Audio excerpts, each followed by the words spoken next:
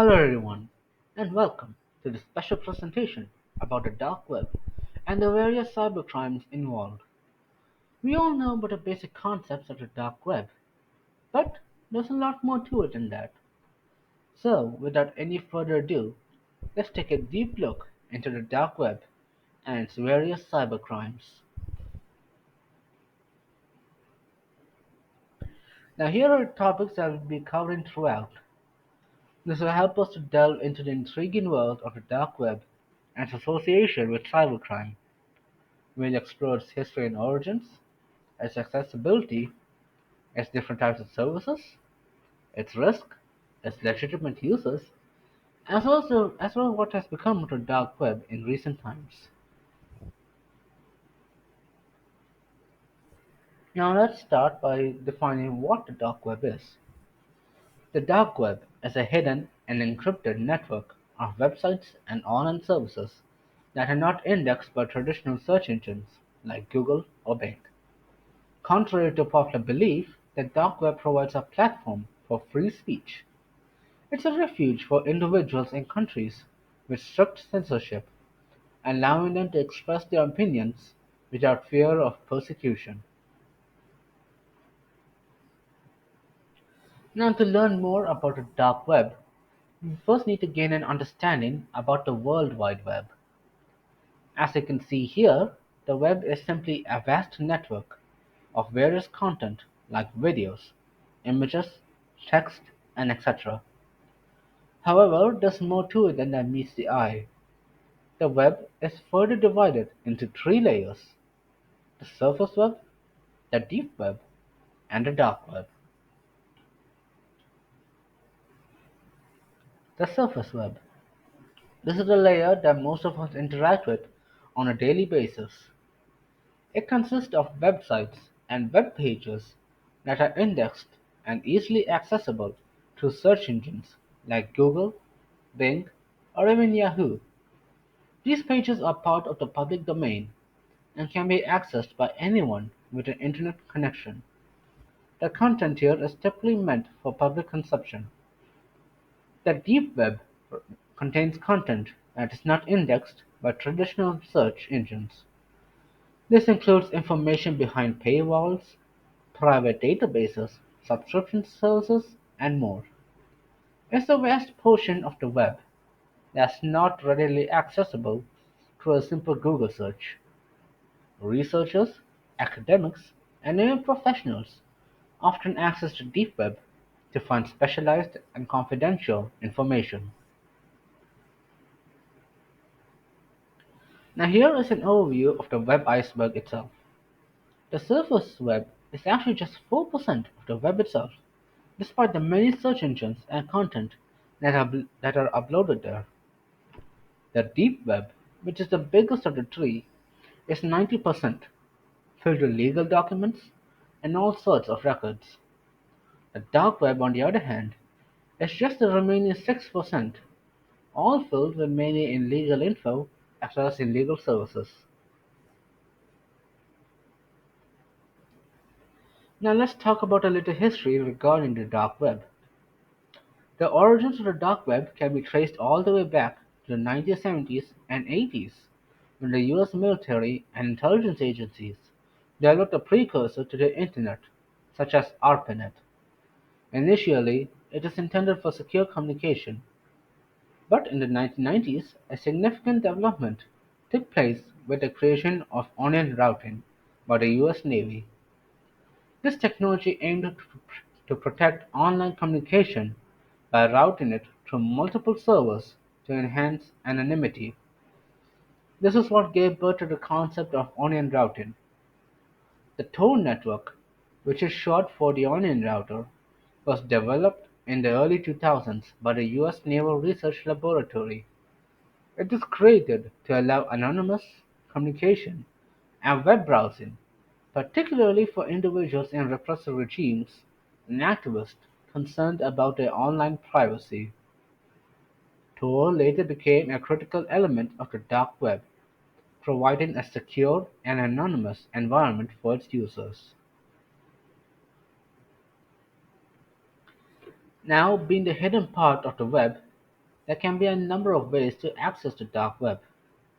Most of them are very tedious, and there are various tools to use, such as Vonix, DuckDuckGo, Tails, and PGP. However, we see that above all of them, the pairing of the Tor browser and the VPN appears to be the most preferred and the most popular. The Tor browser. It is the primary tool that we use to access the dark web. As mentioned before, it was first created to grant anonymity and privacy to those using the Internet. Over time, it became synonymous with the dark web and rose up to become the go-to browser to gain entry into the various activities and services hosted there. The VPN, although not necessary, does provide an extra coat of privacy while browsing the dark web. It helps conceal our IP address, which makes it harder to find and monitor our online activity. This goes hand in hand with the Tor browser, which gives us the much needed level of security when going through the dark web. Now, the dark web hosts many different services. Many of them are illegal, while a few are legitimate and respectable to an extent. The more notable services offered on the dark web include the ones given here, such as illegal marketplaces, hacking services, child exploitation, as well as cryptocurrency services. Here we see some of the products and services that the dark web has to offer. In recent times, the most popular marketplaces turned out to be Alphabay and Remarket. Now, while there are numerous amounts of illegal marketplaces in the dark web, there was one that stood above all else. The Silk Road was one of the pioneering dark web marketplaces where users could engage in transactions with relative anonymity. It gained notoriety for being a hub for illegal activities, primarily the sale of drugs, but also other prohibited items such as fake passports, weapons, and even hacking tools. Its creator, Ross Ulbricht, who operated under the pseudonym Dread Pirate Roberts, was a Texan and a former physics student. Ulbricht conceived and founded the Silk Road in early 2011, aiming to create an online marketplace that prioritized user anonymity. His arrest in 2013 led to a highly publicized trial, resulting in a life sentence without the possibility of a parole, as well as leading to the takedown of the marketplace itself. The impact that Ross and his brainchild had on the Internet as a whole sparked debates about a balance between individual privacy and the need for regulation in the digital age. Now, the dark web does present a multitude of different risks and challenges. Participating in its areas can expose people to a variety of risks, from major legal ramifications for engaging illegal content and activity, to coming across harmful and upsetting content, like black markets, cybercriminal networks, and graphic content that can be extremely unsettling. A thorough comprehension of the risks involved and the moral and legal constraints that regulate behavior online are essential for navigating the dark web. Being cautious and discreet is crucial, since exploring these dark web areas carelessly might have far-reaching effects. Now, the dark web, while often associated with illegal activities, has also positive as well as negative aspects. For example, it's crucial for security and privacy-related projects, where whistleblowers can protect their identities and provide private information without fear of retaliation. Cybersecurity professionals use the dark web to research vulnerabilities, new threats, and hacking techniques, ultimately leading to a safer digital environment. So, despite its negatives, It is essential to explore the dark web's useful applications to strengthen cybersecurity precautions and digital services and defenses.